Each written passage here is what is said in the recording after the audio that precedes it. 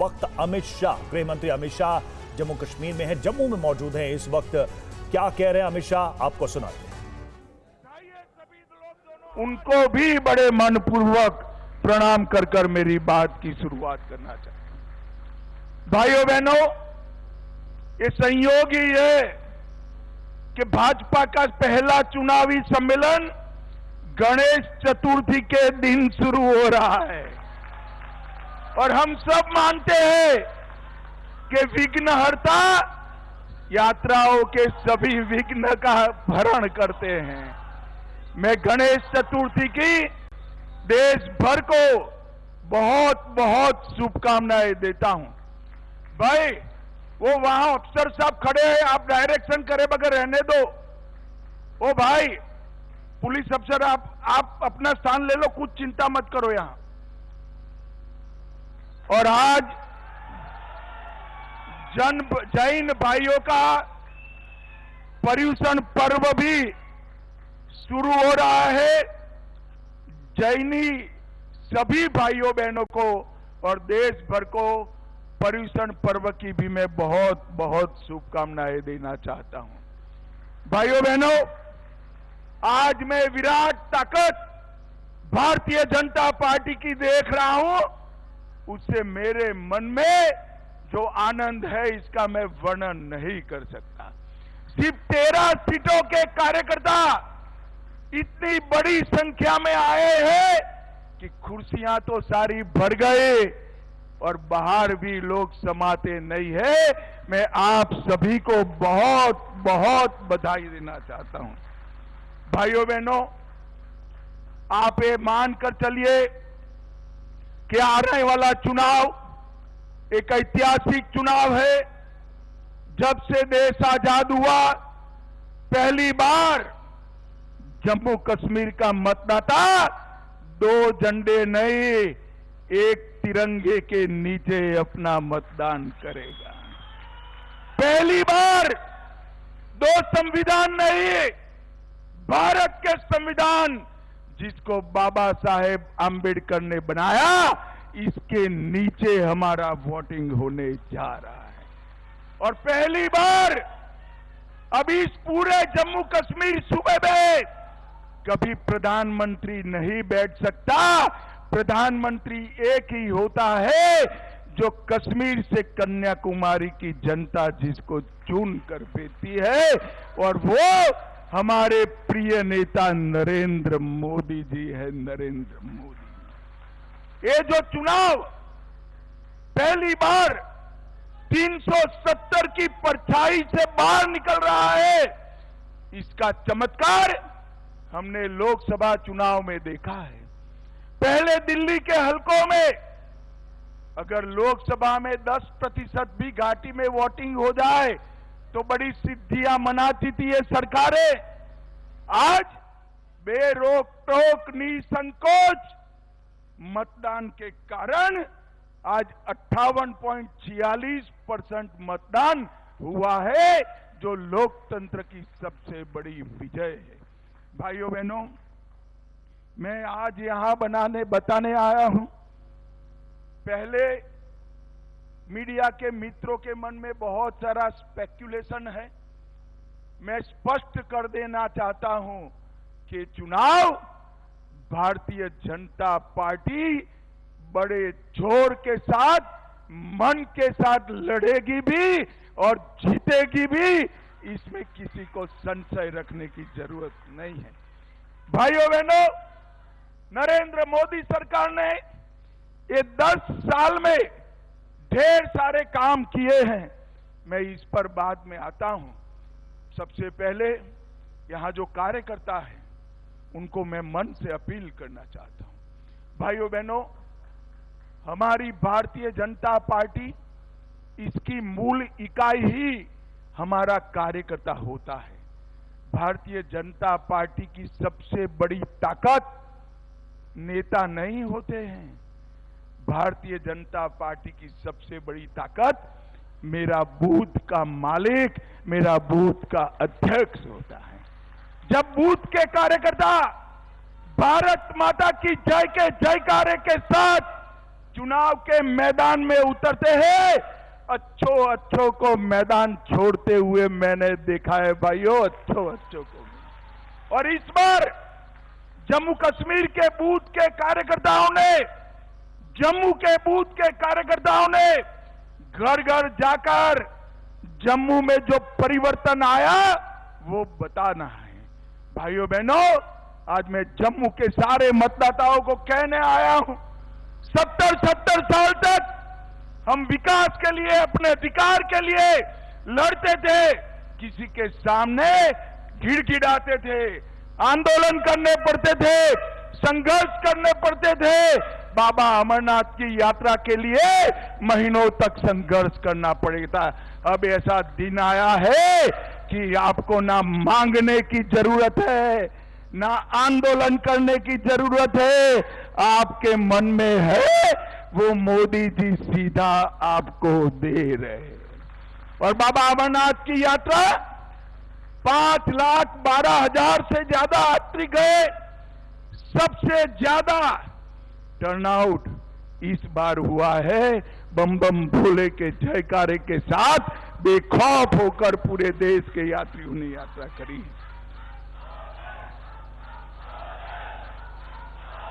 और मित्रों, ये सारी चीजों को लेकर हमारा कार्यकर्ता घर घर जाए और मतदान के दिन सुबह 7 बजे से मैं एक शब्द प्रयोग करता हूं, कोई इसी का गलत अर्थ निकले, कब्र में भी सोए हुए मतदाता तो को मतदान मथक तक पहुंचाने का काम हमारे कार्यकर्ताओं ने करना।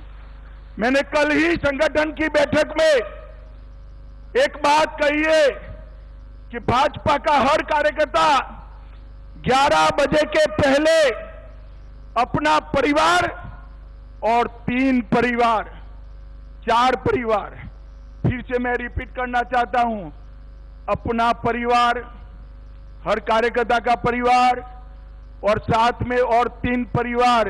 कितने परिवार हुए भाई? अरे जोर से बोलो, कितने हुए? 4 परिवारों का मतदान 11:30 बजे के पहले कमल के निशान पर बटन दबाकर कराना है। मुझे जरा हाथ उठाकर सभी कार्यकर्ता बताएं, क्या तैयार हो इसके लिए? पक्का तैयार हो? आज से ही आपके 4 परिवार चिन्हित कर लो, एक आपका और 3 हमारे सगे संबंधी, दोस्त, रिश्तेदार का। 4 परिवार का वोटिंग 11:30 बजे के पहले हमने समाप्त करना है। भाइयों बहनों, मैं आज मन से कहकर जाता हूं, अगर भारतीय जनता पार्टी का हर कार्यकर्ता ये करता है तो हमें कोई चुनाव में हरा नहीं सकता, कोई चुनाव में हरा। आज मैं जम्मू क्षेत्र के कार्यकर्ताओं को यह भी कहने आया हूं, अगली सरकार कैसी बनेगी, किसकी बनेगी, वो दिन लद गए, वो दिन लद गए कि कोई और तय करता था। अब अगली सरकार किसकी बनेगी वो जम्मू वाले तय करेंगे, जम्मू वाले तय करेंगे। भाइयों बहनों, हमने घर घर जाकर इनके विभाजनकारी एजेंडा के लिए लोगों को जागरूक करना है। मैंने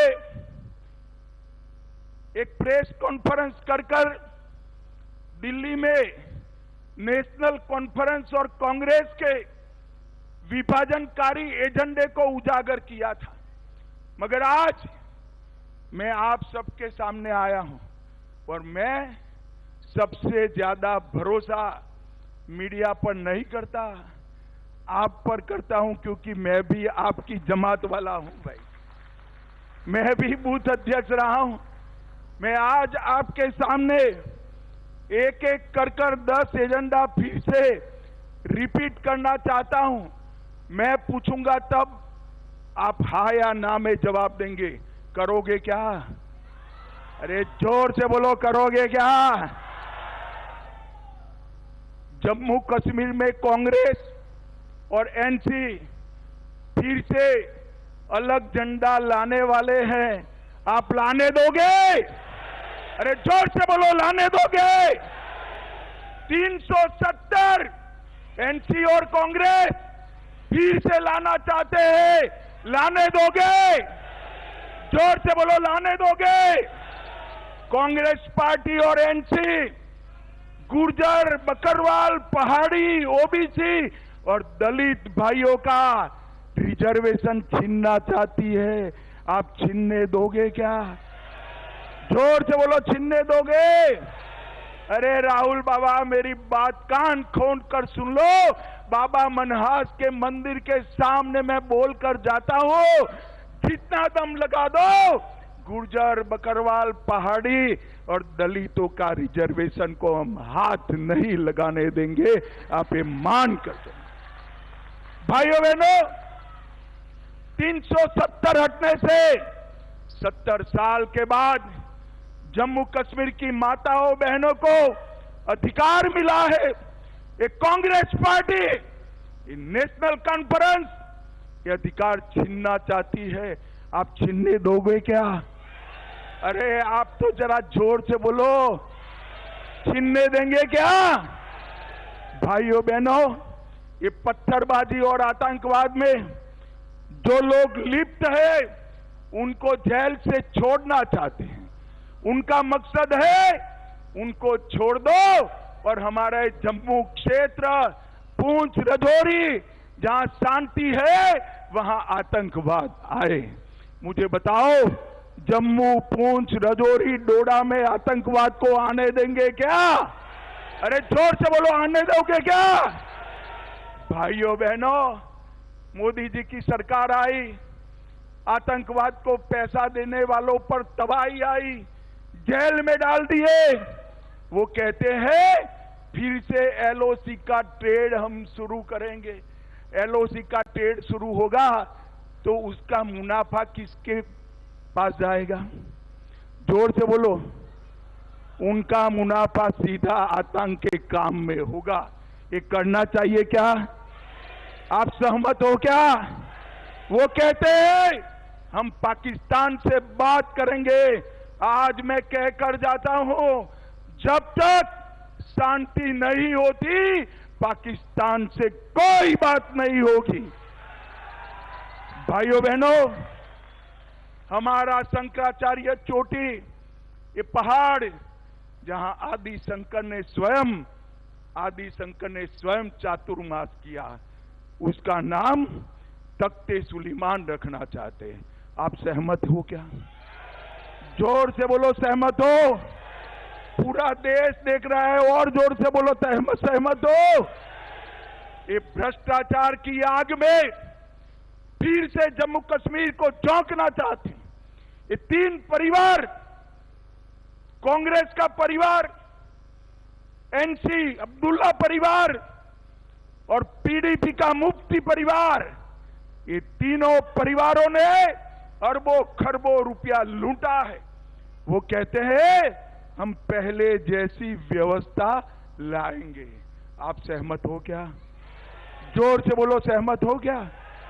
भाइयों बहनों, वो कहते हैं हम पहले जैसी व्यवस्था लाएंगे का मतलब है जम्मू को फिर से अन्याय करने की शुरुआत करना। आप सहमत है क्या?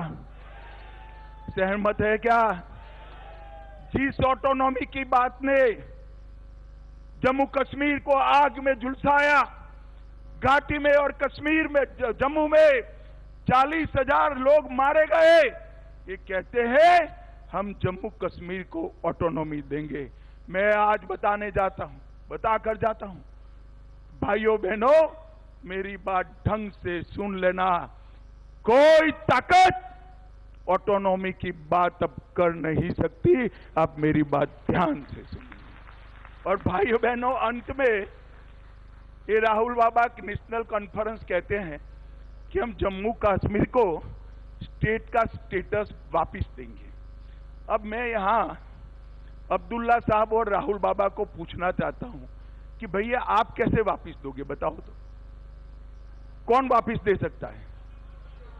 बड़ा जोर से बोलो, कौन दे सकता है? कौन दे सकता है? ये क्या आप जम्मू कश्मीर की जनता को मूर्ख बना रहे हो भाई?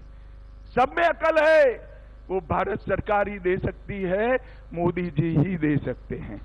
अब आगे सुनिए, मैंने खुद कहा है कि चुनाव के बाद उचित समय पर जम्मू कश्मीर को राज्य का स्टेटस हम वापस देंगे, और आम सभा में नहीं कहा है, हमने पार्लियामेंट में कहा है। जो चीज हमने दे ही दी है, इसको ये मांग रहे हैं, बताइए भाई, ऐसा कभी देखा है क्या?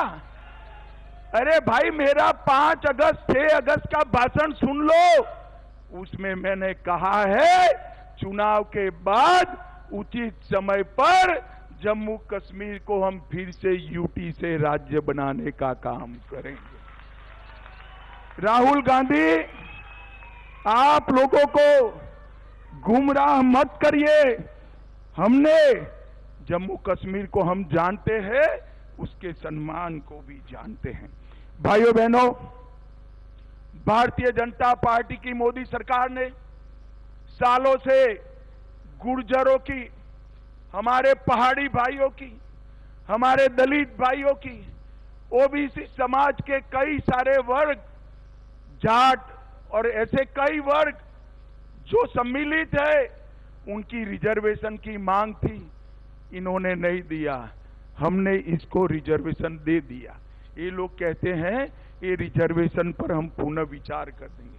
आज मैं फिर से सभी कार्यकर्ताओं को कहता हूं, एक एक पहाड़ी के घर पर, एक एक गुर्जर बकरवाल के घर पर, एक एक दलित भाई, जाट भाई के घर पर जाइए और बताइए कि आपका आरक्षण छीनना चाहते हैं। इसको भारतीय जनता पार्टी ही बचा सकती है और कोई नहीं बचा सकता। भाइयों बहनों, कश्मीर ने बहुत आतंक झेला है। कश्मीर में ऐसी सरकारें थी जो आतंकवाद के सामने आंख मूंद कर बैठी। ऐसे लोग भी है, ऐसे लोग भी है जो शांति होती थी तो यहां आकर मुख्यमंत्री बन जाते थे, और आतंकवाद होता था तो दिल्ली में जाकर कॉफी बार में कॉफी पीते थे। आप जानते हो ना? जानते हो या नहीं जानते हो? कौन है? कौन है? जोर से बोलो, कौन? इन्होंने आतंकवाद को बढ़ाया। मैं आज कहना चाहता हूं, मोदी जी के 10 साल में आतंकवाद में 70% कमी लाने का काम ये भारतीय जनता पार्टी की है। आतंकवादियों को चुन चुन कर नसीहत करने का काम भारतीय जनता पार्टी ने किया। कई सालों के बाद अमरनाथ यात्रा बेखौफ गई, 5 लाख लोग दर्शन कर कर आए। कई सालों के बाद घाटी में रात का थिएटर चालू हुआ। कई सालों के बाद घाटी में ताजिया का जुलूस निकला, और कई सालों के बाद हमारी जम्मू और कश्मीर की कई यात्राएं निर्विरोध समाप्त हो गई। तो जम्मू में चुनावी सभा को संबोधित करते हुए गृह मंत्री अमित शाह। आगे बढ़ते हैं और कुछ अहम खबरों पर नजर डालते हैं। हरियाणा चुनाव में कांग्रेस ने विनेश फोगाट को दिया है मौका, जबकि बजरंग पूनिया को बड़ी जिम्मेदारी दी है, लेकिन दोनों पहलवानों पर सियासी दंगल भी छिड़ चुका है। बृजभूषण शरण सिंह ने विनेश और बजरंग पूनिया के कांग्रेस में शामिल होने पर सवाल उठाए हैं। उन्होंने कहा कि किसके इशारे पर दोनों ने उनके खिलाफ आंदोलन किया था।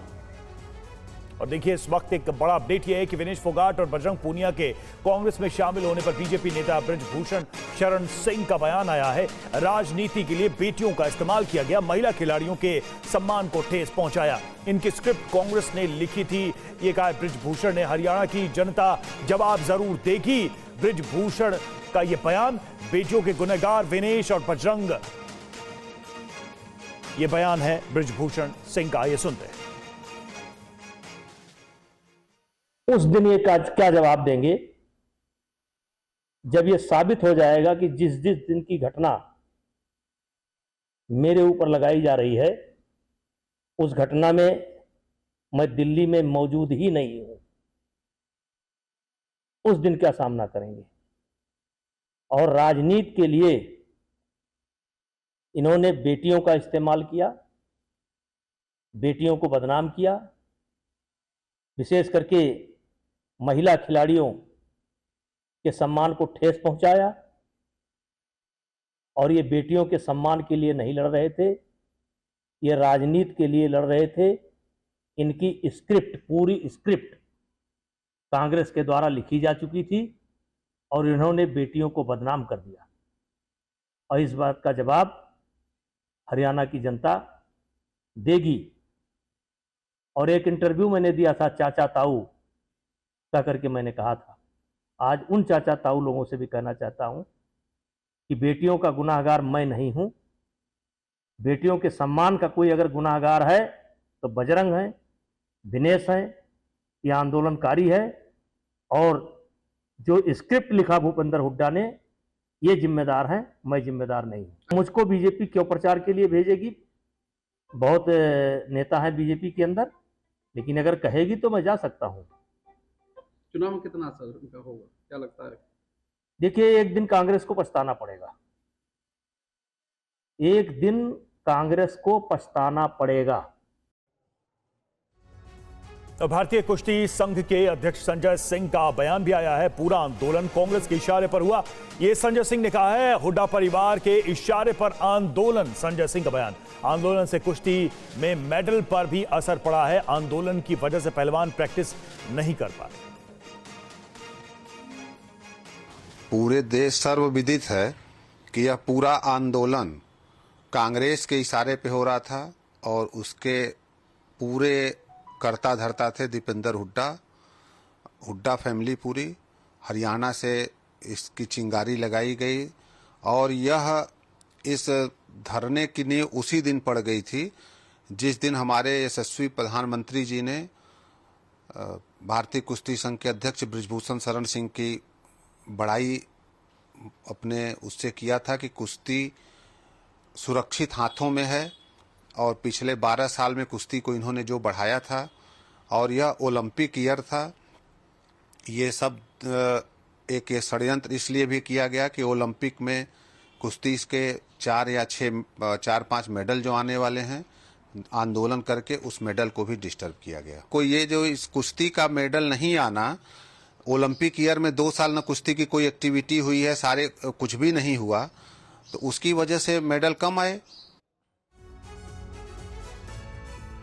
हमारे साथ पंकज झा, हमारे रोविंग एडिटर इस वक्त जुड़े हैं। मोहित मल्होत्रा चंडीगढ़ से हमारे संवाददाता भी हैं। पंकज, आपके पास मैं आऊंगा। सबसे पहले देखिए, 2 बड़े आरोप लगाए जा रहे हैं बृजभूषण की तरफ से और संजय सिंह की तरफ से। पहला तो ये कि ये पूरा मामला पॉलिटिकल था, स्क्रिप्टेड था और अब वो चेहरा सामने आ गया। और दूसरा कि मेडल पर भी असर पड़ा क्योंकि प्रैक्टिस नहीं हुआ, विवाद भी लंबा हुआ। लेकिन एक तीसरा सवाल ये कि जो मुद्दा उठाया गया जंतर मंतर से, खिलाड़ियों के शोषण क्या उस मुद्दे पर, उस केस पर, उस मामले पर अब इस नए पॉलिटिकल टर्न का असर पड़ेगा, इस राजनीतिक रुख का असर पड़ेगा?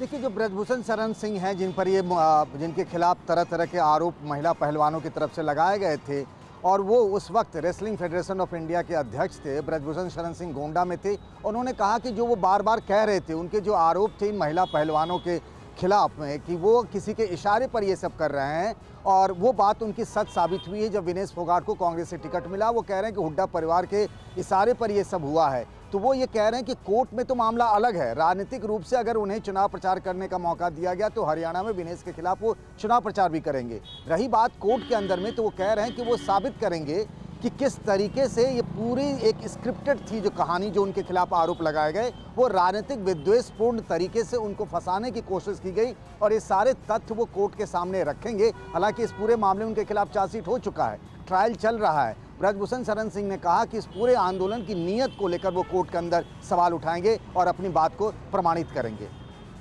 बिल्कुल, ये सारी बातें हैं। मोहित के पास चलेंगे। मोहित, अब चूंकि ये मामला अब हो गया है चुनाव से सीधे सीधे जुड़ा हुआ, जिस तरीके से पार्टी में शामिल किया गया, टिकट देने की बात कही गई, बीजेपी भी हमलावर है। हरियाणा की पॉलिटिक्स में ये मुद्दा जिस तरीके से पहले बेटियों और पहलवानों और कुश्ती लड़ने वाले खिलाड़ियों का मुद्दा था और लगभग इससे एक सेंटिमेंट तैयार हो रहा था, लेकिन अब इस पर राजनीतिक रंग चढ़ जाने से कितना असर आप देख रहे हैं चुनाव पर भी और इस मुद्दे पर भी? देखिए, पूरा राजनीतिक का असर दिखाई दे रहा है और बीजेपी के नेता अब खुलकर सवाल उठा रहे हैं कि जो आंदोलन हुआ था उसकी मंशा पर सवाल उठा रहे हैं। उसके पीछे भूपेंद्र सिंह हुड्डा, उनके बेटे दीपेंद्र हुड्डा को बताया जा रहा है। हरियाणा के पूर्व गृह और स्वास्थ्य मंत्री अनिल विज के द्वारा एक स्टेटमेंट दिया गया 2 दिन पहले। उन्होंने कहा था कि अब विनेश फोगाट देश की बेटी नहीं रही बल्कि वो कांग्रेस की बेटी बन चुकी हैं। और इसके साथ ही बीजेपी हरियाणा के जो नेता हैं वो कह रहे हैं कि अब दोनों खिलाड़ी नहीं रहे बल्कि राजनेता बन चुके हैं। जो भी चुनाव मैदान में उतरेगा वो बतौर राजनेता ही उतरेगा और उसका मुकाबला करने के लिए हम भी मजबूत कैंडिडेट उतारेंगे और पूरी तरह से उसका सामना करेंगे। इसके अलावा केंद्रीय मंत्री मनोहर लाल खट्टर, जो कि हरियाणा के पूर्व मुख्यमंत्री हैं, उन्होंने भी इस पूरे आंदोलन को राजनीतिक बताया था और कहा था कि अब साबित हो जाता है कि उस वक्त जो राजनीति हुई वो खुलकर सामने आ गई है, क्योंकि दोनों ही बजरंग पूनिया और विनेश फोगाट इस आंदोलन को लीड कर रहे थे, लेकिन अब वो दोनों ही कांग्रेस के अंदर शामिल हो चुके हैं।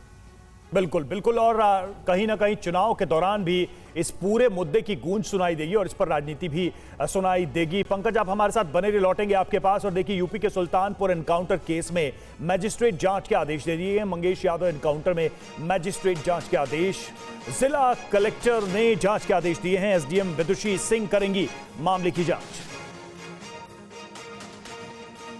तो मंगेश यादव एनकाउंटर मामले में एक बड़ा अपडेट हम आपको बता दें, मैजिस्ट्रेट जांच के आदेश दे दिए गए हैं। इस पूरे मामले में जिला कलेक्टर ने इस जांच के आदेश दिए हैं।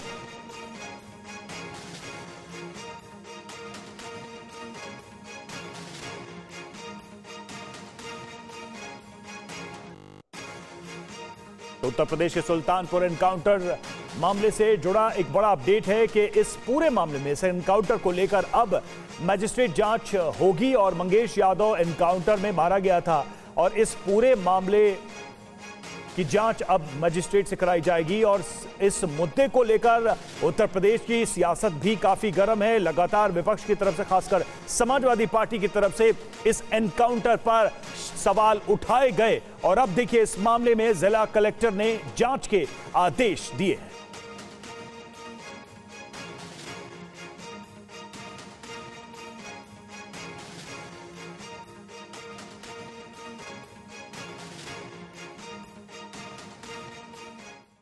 पहले उठाती है पुलिस, फिर इनाम कब घोषित करती है, इनाम बढ़ाती कब है और फिर सटा के हत्या कर देती है और कहती है हमने इनकाउंटर कर दिया। और जब समाजवादी पार्टी सवाल खड़ा की तो आप मेडिकल रिपोर्ट चेंज कराना चाह रहे हैं, तो पार्टी ने कहा कि सर्वोच्च न्यायालय स्वतः संज्ञान ले। भाई, आप आरोपियों को, आप अपराधियों को सजा दीजिए, लेकिन इसी देश में कसाब जैसे आतंकवादी को न्यायपालिका के तहत सजा मिली, फांसी हुई। पूरा देश चाहता था फांसी हो जाए, लेकिन ला के तुरंत फांसी नहीं हुई ना। पुलिस का तो अखिलेश यादव जी हर प्रकार के प्रयत्न कर रहे हैं कि कैसे बदमाश अपराधी मंगेश यादव का बचाव किया जा सके। अब वो लूट के माल पर सवाल उठा रहे हैं। अरे भाई, अभी अपराधी सारे गिरफ्तार नहीं हुए हैं, कुछ अपराधी अभी बाकी हैं। वो अपराधी भी आपके अगर संपर्क में हो अखिलेश जी, तो उन्हें बता दीजिए सरेंडर कर दें, लूट का माल वापस कर दें, वरना कहीं मुठभेड़ हो जाएगी तो फिर आप छाती पीटने लगेंगे, आंसू बहाने लगेंगे, अपराधियों पर कार्रवाई होगी तो आपको दर्द होने लगेगा, फिर आप पुलिसकर्मियों की चप्पल देखने लगेंगे कि पुलिसकर्मी चप्पल पहन के कैसे भागे थे। अरे अपराधी है, अपराधियों की जाति मत देखिए। उत्तर प्रदेश की सरकार बहुत कठोरता से कार्रवाई कर रही है और यूपी पुलिस इस पूरे मामले का खुलासा करेगी। हर अपराधी जेल की सलाखों के पीछे होगा। और सुल्तानपुर एनकाउंटर पर अखिलेश का नया हमला, लुटेरों से लूट का माल किसने लूटा, ये अखिलेश यादव ने आरोप लगाया है। सोना किसके खजाने में जमा हो गया, जो लुटेरे बनकर गए वो किसके प्रतिनिधि, ये कहा है अखिलेश यादव ने। पंकज झा के पास एक बार फिर से चलेंगे। पंकज, क्या माना जाए, जांच के आदेश हो गए हैं, मैजिस्ट्रेट जांच होगी इस पूरे मामले में। कहीं ना कहीं विपक्ष के पास एक बड़ा मुद्दा और इस मुद्दे को उठाने का असर भी क्या दिख रहा है? देखिए, सबसे बड़ी बात यह है कि 2017 में जब से योगी आदित्यनाथ यूपी के मुख्यमंत्री बने हैं, वो लॉ एंड ऑर्डर, कानून व्यवस्था को, अपने बुलडोजर को, पुलिस एनकाउंटर को बताते हैं कि इससे कानून व्यवस्था यूपी में सबसे बेहतर रही है और ये उनकी सबसे बड़ी ताकत है। इसी इनकाउंटर को फर्जी बताकर उनके कानून व्यवस्था की पोल खोलने की तैयारी अखिलेश यादव की तरफ से की गई है। आज जो उन्होंने एक आरोप लगाया है कि जिसमें 3 पहले पकड़े गए अपराधी, एक ने सरेंडर कर दिया और एक मंगेश यादव को पुलिस एनकाउंटर में मारा गया, वो कह रहे हैं कि इतना सब कुछ हो गया, और व्यापारी के जो उन्होंने उसका इंटरव्यू उन्होंने सोशल मीडिया पर डाला, वो कह रहे हैं कि लूट का माल नहीं मिला है। रही बात मजिस्ट्रेटी जांच की, तो जिस तरह के इनकाउंटर, जो भी इनकाउंटर होता है उसके मजिस्ट्रेटी जांच होती है। अखिलेश यादव ये साबित करना चाहते हैं कि पूरा का पूरा ये जो इनकाउंटर था वो प्रायोजित था, मंगेश यादव को घेरने के लिए किया गया था, और इसीलिए मंगेश यादव का परिवार वो कह रहा है कि रात में 2 बजे पुलिस टीम आई थी और उठाकर ले गई थी। इस एनकाउंटर टीम को लीड करने वाले डीके शाही, जो एसटीएफ के डीएसपी हैं, उन पर सवाल उठाए जा रहे हैं, क्योंकि उनकी पत्नी महिला आयोग के सदस्य कुछ दिनों पहले बनाई गई है। तो इस पूरे चीज़ को समाजवादी पार्टी की तरफ से बताया जा रहा है कि ये सारे एनकाउंटर जो हो रहे हैं वो फर्जी हो रहे हैं, और इस तरीके से योगी सरकार की पोल खोलने की तैयारी अखिलेश यादव की तरफ से है। शुक्रिया पंकज आपका हमसे जुड़ने के लिए और इस जानकारी के लिए, इस अपडेट के लिए। उत्तराखंड के उधम सिंह नगर में वन माफिया और पुलिस के बीच मुठभेड़। पुलिस और वन तस्करों के बीच हुई कई राउंड फायरिंग। जंगल में सागौन के पेड़ काट रहे थे तस्कर। मुठभेड़ में वन विभाग का एक रेंजर घायल हुआ। जंगल से लाइव मुठभेड़ की तस्वीरें सामने आई है। इधर ये लोग भाग रहे हैं, जल्दी आओ जल्दी आओ जल्दी आओ, सामने क्या उधर आओ। असले हैं और तो मत चला।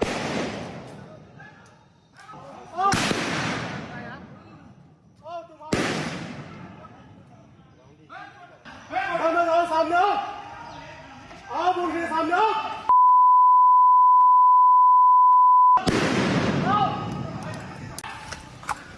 मेरे को मत मार देना, दूर होता है।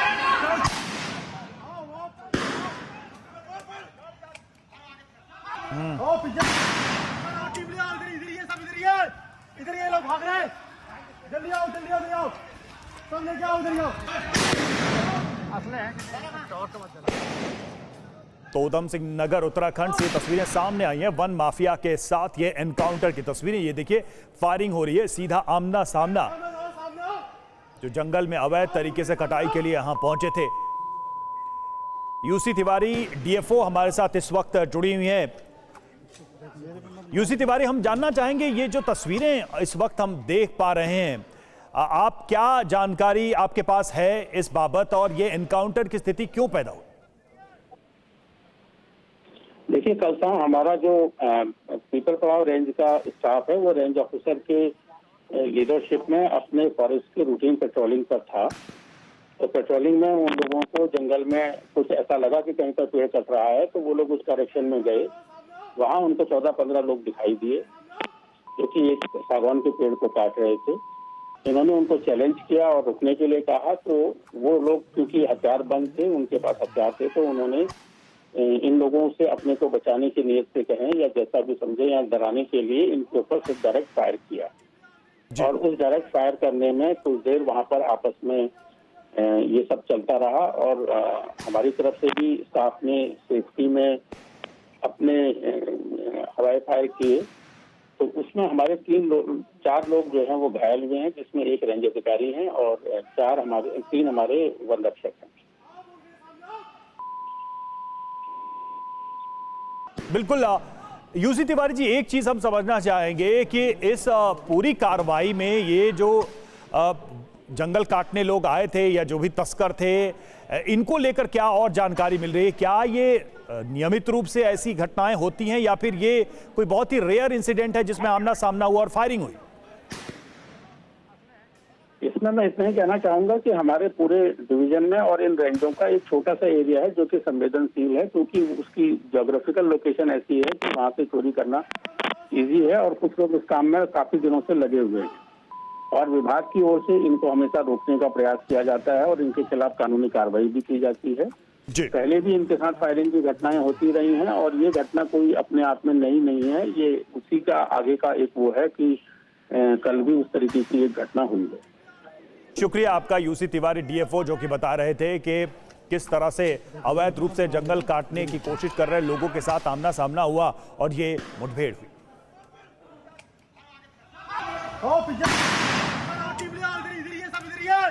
इधर ये लोग भाग रहे हैं, जल्दी आओ जल्दी आओ जल्दी आओ, सामने क्या उधर आओ। असले हैं और तो मत चला।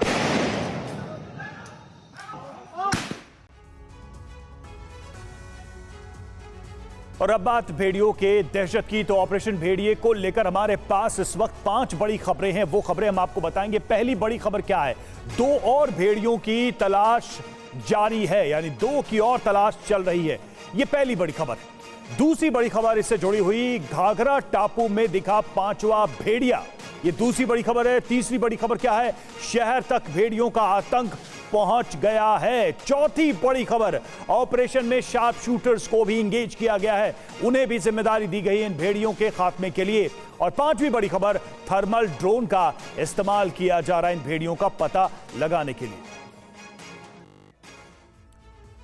और इस सब के बीच देखिए, शार्प शूटर्स की एक बड़ी टीम ऑपरेशन में थर्मल ड्रोन जैसी आधुनिक तकनीक का भी इस्तेमाल किया जा रहा है और अनुभवी वन संरक्षक इस अभियान में शामिल किए गए हैं। फिर भी ये भेड़िए चकमा देकर लोगों पर हमले कर रहे हैं। ऑर्डर शूट एंड साइट का है, यानी कि जहां भी ये भेड़िए दिखें उन्हें मौके पर ही ढेर कर दिया जाए। लेकिन इन सब के लिए सबसे ज्यादा जरूरी है कि इनका पकड़ में आना, इनका पता चलना। हालांकि प्रशासन और वन विभाग पूरी कोशिश कर रहा है कि आखिर ये भेड़िए चकमा देने में कामयाब क्यों हो जा रहे हैं, आखिर कमी कहां है जो इनका टेरर हर बीतते दिन के साथ बढ़ता ही जा रहा है। कोशिशें लगातार चल रही हैं, फिर भी अभी तक पूरी तरह से इस समस्या से निजात नहीं मिल पाई है। और एक बड़ी खबर है कि बहराइच के मैसी इलाके में खेत में दिखा भेड़िया। भेड़िया दिखने के बाद मैसी इलाके में आतंक है। भेड़िए के आतंक से गांव के लोगों में दहशत है। अब तक 4 भेड़िए ही पकड़े गए हैं, 2 की तलाश जारी है।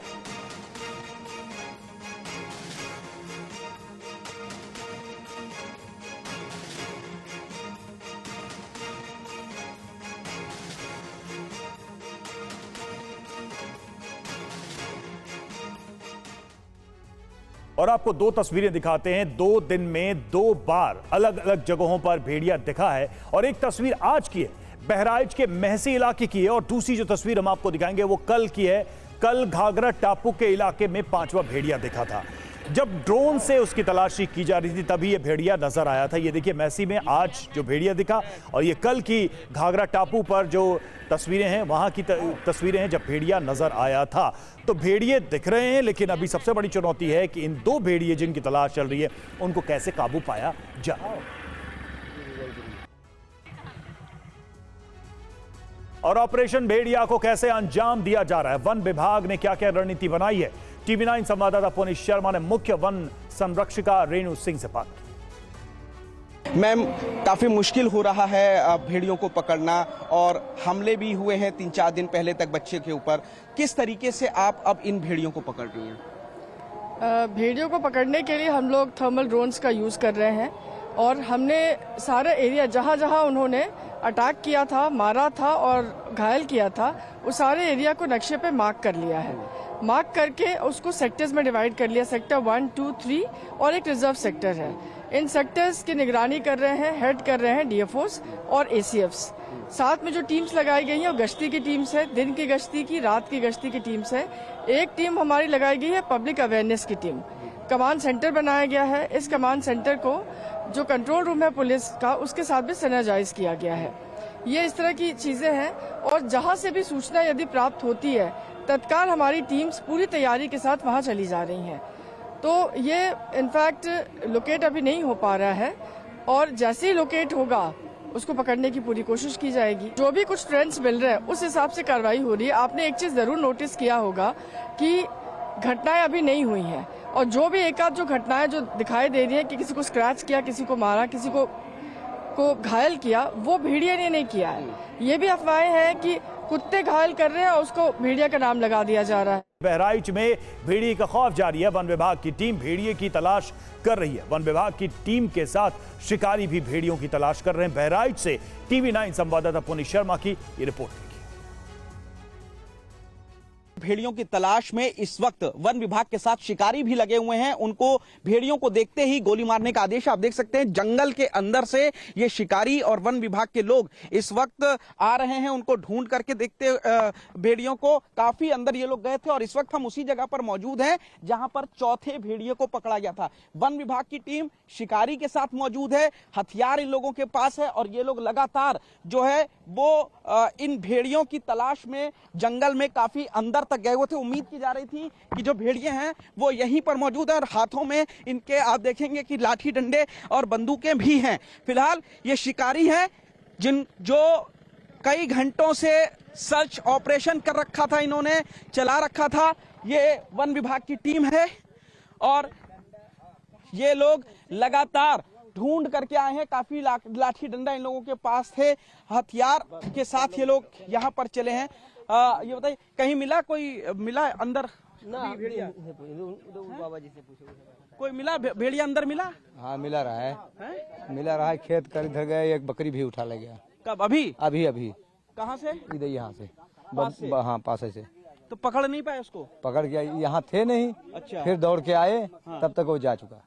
तो अभी फिलहाल एक बकरी को पकड़ा गया है। आप देखेंगे कि इसके अंदर जाल मौजूद है, गाड़ी के अंदर डंडे मौजूद हैं और इन्हीं के जरिए जो है उसको भेड़िए को पकड़ने की कोशिश की है। गांव वाले पूरा सहयोग कर रहे हैं वन विभाग की टीम के साथ। वन विभाग की टीम लगातार कॉम्बिंग ऑपरेशन चला रही है। ये महसी इलाके में बहराइच में शूटर्स इस तरीके से बंदूक लेकर के पिछले कई घंटों से जंगल के अंदर भेड़ियों की तलाश कर रहे हैं। खास तौर पर इन शूटर्स को बुलाया गया है। इनके हाथ में आप बंदूकें देख सकते हैं जो कि भेड़िए को तलाश कर रहे हैं। सर, आप लोग भेड़िए को तलाश रहे हैं, कहीं भेड़िया नजर आया? नहीं, बाइट नहीं देखिए। हम लोग पूरा प्रयास करें, अधिकारी लोग अधिकारी तो वो लोग देंगे। We are trying our best. हम लोग यहाँ के स्टाफ नहीं, बाहर से आए हैं। नहीं, मैं समझ रहा हूँ, बस कहीं नजर आया नहीं नजर आया? नहीं, अभी नहीं कहीं नजर आया। चल रहा है, लगातार कई टीमें लगी हुई हैं।